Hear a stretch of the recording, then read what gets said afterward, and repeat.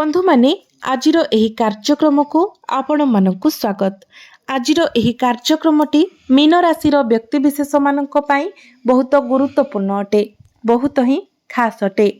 कारण 3 मार्च 2026 को लागिबाकु जाउची चलित वर्षर प्रथम चंद्रग्रहण एवं एही चंद्रग्रहणती अत्यंत विरल एवं भयंकर हेबाकु जाउची।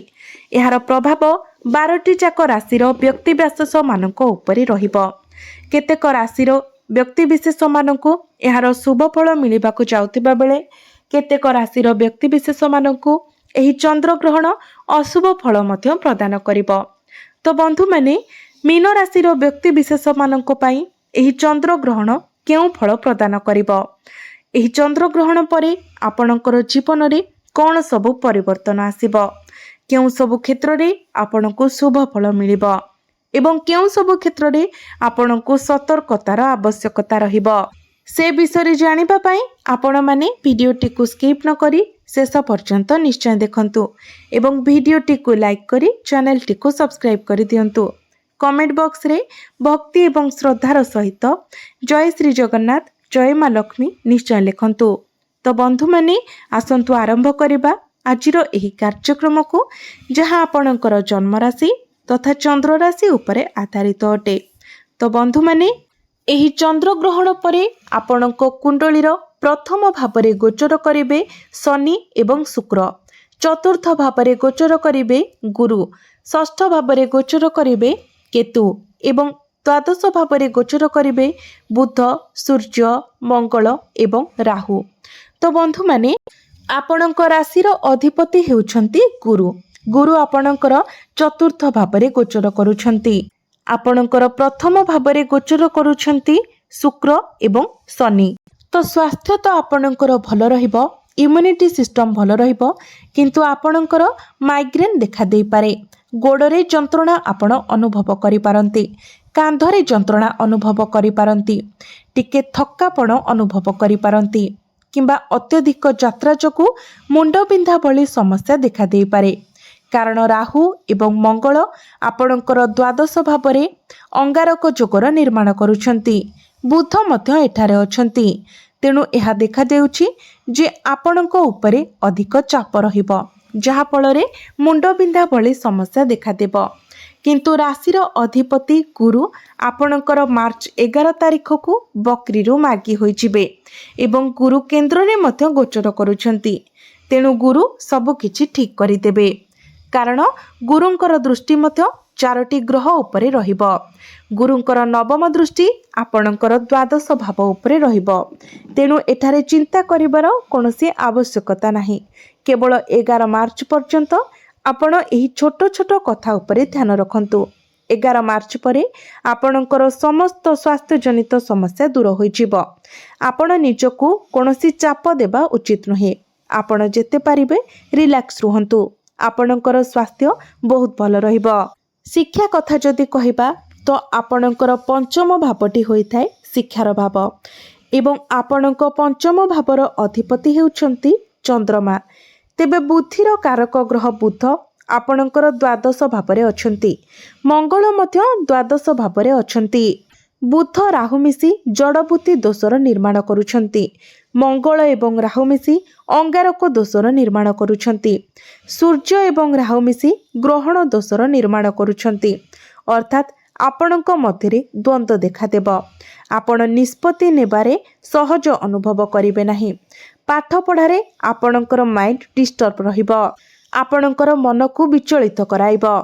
पाठ पढ़ारे आपण निजर ध्यान को केंद्रित करि परिबे नाही। किंतु गोटिए कथा हेउछि 11 मार्च परे जेते बेले आपणक राशिर अधिपति बकरीरू मार्गी होई जिवे, तो सेते बेले जदि आपण किछि एडमिशन नेबा पई चाहुचंती, किछि फॉर्म फिलअप करिबा पई चाहुचंती, ताहा आपण करि परिबे। किंबा पाठपढ़ा सह जड़ित किछि आपण स्टेप नेबा पई चाहुचंती, तो सेथिरे मध्य आपण आगो को बढ़ी पारिबे। तो मार्च 11 पर्यंत आपण अपेक्षा करंतु। 11 मार्च परे आपणकर शिक्षा क्षेत्र पई बहुत भल समय आसी जिवो।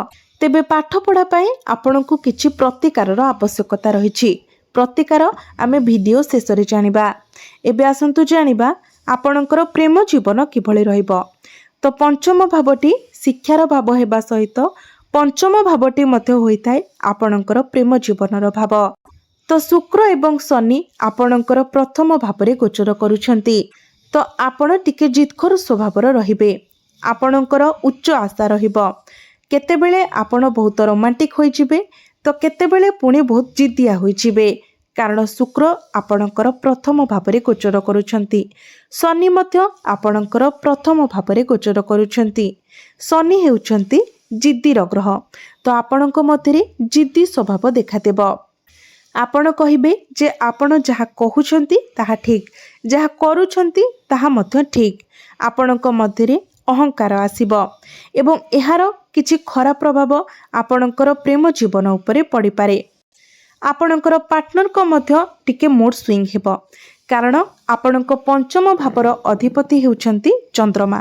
तो आपण लक्ष्य करिथिबे प्रायतः आपणकर पार्टनर हठात रागी जांती एवं हठात खुशी मध्य होई जांती। तो छोट छोट कथारे आपणक मध्यरे जुक्ति तर्क होई पारे। एई सब कथा प्रति आपणको टिके ध्यान रखिबाको पड़िबो। वैवाहिक जीवन कथा जदि कहिबा तो वैवाहिक जीवन रे मध्य टिके समस्या देखा देउछि। कारण बुध आपणकर द्वादश भावरे राहुंक सहित बसिछंती, जहा आपणकर वैवाहिक जीवन रे जटिलता देखाउछि। छोट छोट कथा को नेकी आपणक मध्यरे झगड़ा होई पारे। एथि प्रति आपण सतर्क रहंतु। एवं सप्तम भावर अधिपति बुध द्वादश भावरे गोचर करुथिबा कारणरू आपणक जीवन साथींकर स्वास्थ्य रे मध्य समस्या देखा देउछि। विशेष करी चर्म किंबा आखि सह जड़ित पेटर गोटे पार्श्व जंत्रणा हेला भली समस्या देखा दे पारे। कोनोसी स्थान रे मांसपेशी रे जंत्रणा अनुभव करि पारंती। कारण सप्तम भावर अधिपति द्वादश भावरे गोचर करुछंती। द्वादश भावटी को कुंडली रे भलो बोली माना जाय न थाए। याकु त्रिक भाव कुहा जाय थाए, खराब स्थान कुहा जाय थाए। तेणु बुध एठारे एकाके मध्य नाहंती। बुधंक सहित राहु एवं मंगल मध्य गोचर करुछंती। द्वादश भावरे सप्तम भावर कनेक्शन सूचाई देउछि जे आपणकर जीवन साथी एवं आपणक मध्यरे टिके वैचारिक मतभेद देखादेब। आपणक जीवन साथींक स्वास्थ्य रे मध्य उत्थान पतन देखादेब। तो आपण एई सब को एडाइबा पई चेष्टा करंतु। आपण जेते पारिबे निजर वैवाहिक जीवन उपरे ध्यान दियंतु।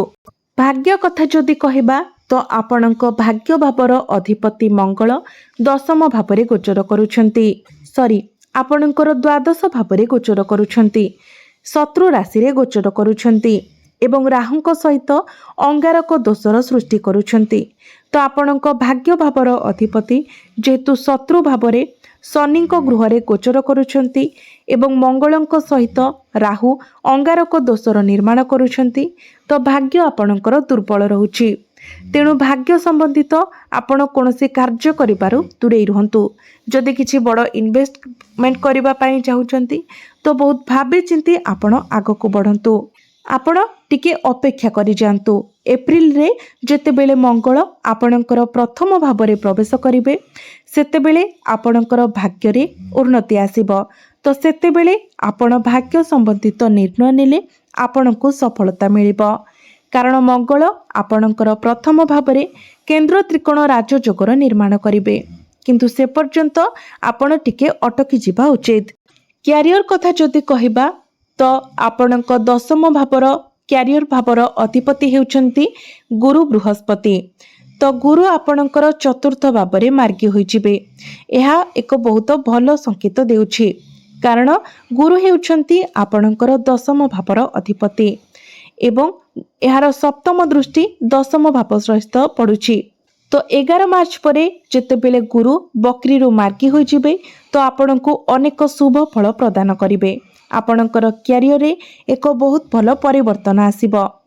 आपण जदि चाकरी पई चेष्टा करूछंती आपणको पाखरे चाकरी नाही तो आपणको चाकरी मिलिबार बहुत अधिक संभावना रहुछि। जदि आपण चाकरी करूछंती तो आपणकर पदोन्नति हेबार संभावना रहुछि।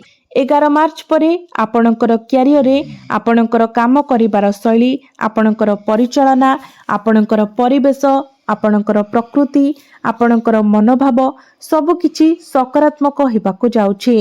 कारण गुरु केंद्र रे गोचर करूछंती। ଏବଂ ମାର୍ଗୀ ହେବାକୁ ଯାଉଛନ୍ତି।